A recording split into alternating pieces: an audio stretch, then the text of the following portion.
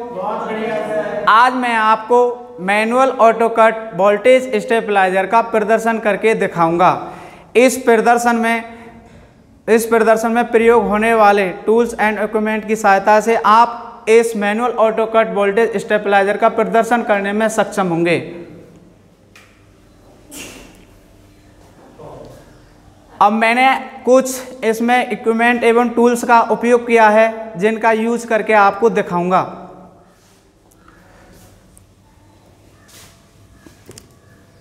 ये auto transformer है, ये ट्रांसफार्मर है जो 909 वोल्ट का है। इसके अंदर क्या है, 3 टैपिंग निकली हुई है। एक इसमें मेन टैपिंग होती है और 2 फेज और न्यूट्रल की होती हैं। ये सोल्डरिंग आयरन है जिसकी सहायता से ये सोल्डर है। यह है फ्लेक्स जिसकी सहायता से सोल्डरिंग की जाती है इन दोनों को जोड़कर। ये मल्टीमीटर है जिसकी सहायता से कंटिन्यूटी चेक की जाती है, वह रेजिस्टेंस भी, वोल्टेज भी और पावर। ट्रांसपेरेंसी की सहायता से डायग्राम के अनुसार समझाता हूं। इसमें एक ऑटो ट्रांसफार्मर यूज लिया गया है, एक रोटरी स्विच है, ये एसी मैन इंडिकेटर यूज लिया है, ये एसी मैन सप्लाई है, ये 1 वे स्विच यूज लिया गया है। इसमें ये एसी मैन इंडिकेटर है, ये 2 वे स्विच यूज लिया गया है। एक रोटरी स्विच होता है इसके अंदर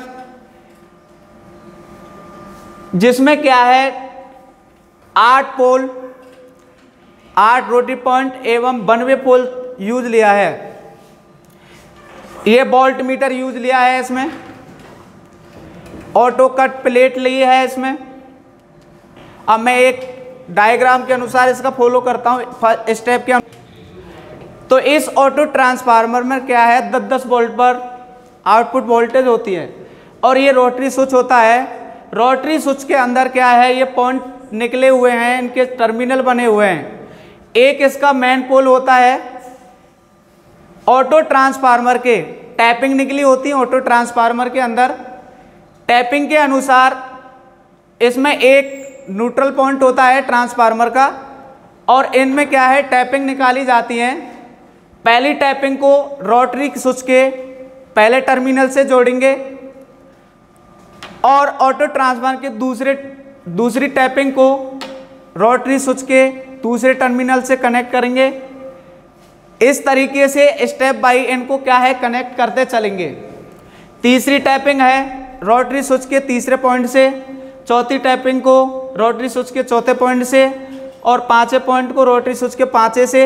इस तरीके से स्टेप बाय स्टेप फॉलो करके इनको कनेक्ट करेंगे। अब आगे चलते हैं। AC man supply I. सबसे पहली बात ये हमारे क्या है, एसी मैन इंडिकेटर सबसे पहली बात 1 वे स्विच में आएगी। इधर 1 वे स्विच है, दिखाई नहीं दे रहा थोड़ा। 1 वे स्विच के माध्यम से फिर एसी मैन इंडिकेटर के अंदर जाएगी। सबसे पहली बात जो स्विच होता है हमें फेज तार देना, उसके अंदर फेज वायर आया। और जो इंडिकेटर होते हैं, इंडिकेटर हमेशा समांतर क्रम में संयोजित किया जाता है। तो इंडिकेटर के लिए फेज तार सबसे पहले इंडिकेटर को भी जाएगा। और जो ये है 2 वे स्विच, यहाँ से 2 वे स्विच को फेज तार इसके लिए चला गया। इस 2 वे स्विच में क्या होता है, ऊपर की तरफ डाउन होता है, नीचे की तरफ अप होता है।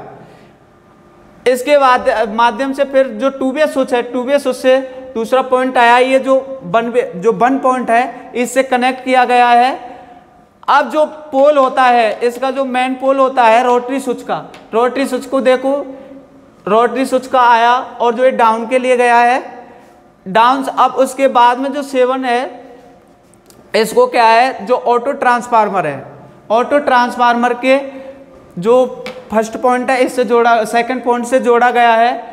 और जो न्यूट्रल वायर देखिए, इधर से न्यूट्रल वायर आया है, ये ऑटो ट्रांसफार्मर के फर्स्ट से जोड़ा गया है। इसके अंदर क्या है, ऑटो कट प्लेट लगी होती है, एक कैपेसिटर होता है उसके अंदर और ये बैरियर रेजिस्टेंस होता है। कैपेसिटर होता है 100 माइक्रोफैरड एवं 50 वोल्ट का होता है। और जो रेजिस्टेंस होता है BR47, इसका एक नंबर लगा होता है। इसमें ये जीनर डायोड उपयोग किया गया है। ये क्या है, ये ट्रांजिस्टर होता है। इस आप देखिए जो ये ट्रांसफार्मर है और ये 909 वोल्ट का ट्रांसफार्मर है। इसका जो सेकेंडरी कॉल का एंडिंग है, इसका पहला टर्मिनल डायोड के प्लस से, और जो ये इसका जो दूसरा टर्मिनल है ये कैपेसिटर, ये पहला पॉइंट तो कैपेसिटर के माइनस से होगा और जो दूसरा पॉइंट है ये कैपेसिटर के प्लस से जोड़ा गया है। इसके बाद में जो रेजिस्टेंस है, रेजिस्टेंस को भी क्या है इसके डायोड के पहले से जोड़ा गया है। और जो ये सेकेंडरी जो ट्रांसफार्मर की जो सेकेंडरी कॉइल है, इसको क्या है जो रेजिस्टेंस है इसको दूसरे सिरे से जोड़ा गया है। इसके बाद में क्या है, ये रेजिस्टेंस से आया और ये है मेन इंडिकेटर जो पोल, इसको रिले लगी होती है। इसके अंदर एक रिले है, तो रिले का जो रिले पे NC और NO होता है, रिले के अंदर NC और NO होता है।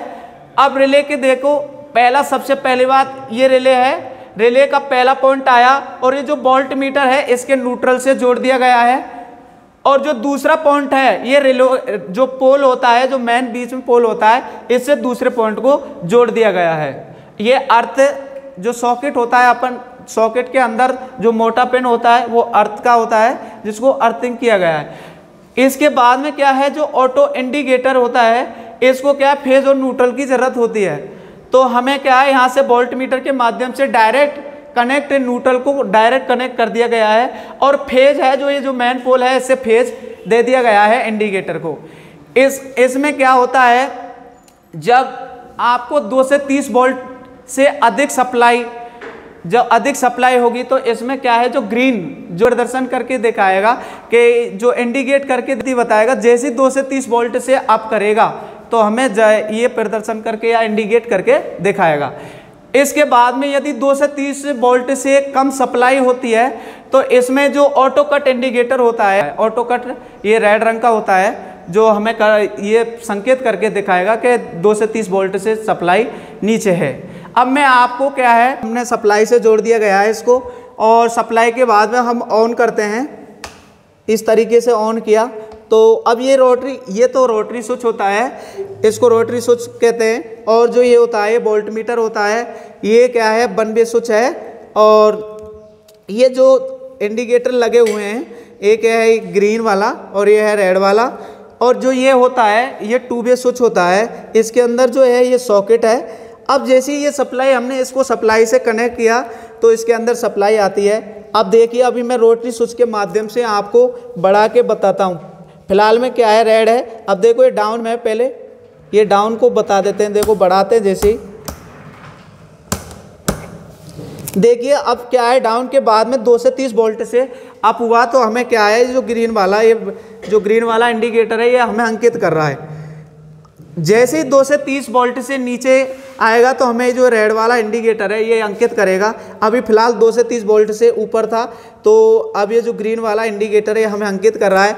अब 2 से 30 वोल्ट से नीचे आएगा तो हमें क्या है, ये रेड इंडिकेटर, देखिए रेड इंडिकेटर अंकित कर रहा है।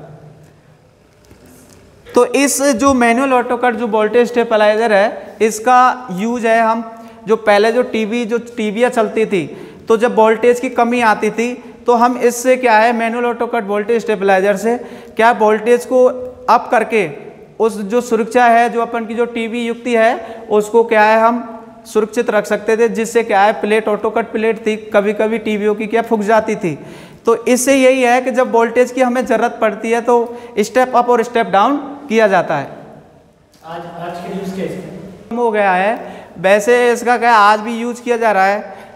जहाँ पर हमें वोल्टेज की ज़रूरत पड़ती है, जहाँ पर कम वोल्टेज और ज़्यादा वोल्टेज हो जाते हैं तो उसको कम किया जाता है। और कम वोल्टेज की जहाँ ज़रूरत, जैसे ज़्यादा बढ़ाना होता है तो उसको क्या है, इसका उपयोग जो manual auto cut voltage stabiliser है, इसका यूज वहाँ पर किया जाता है। यही है। Thank you class.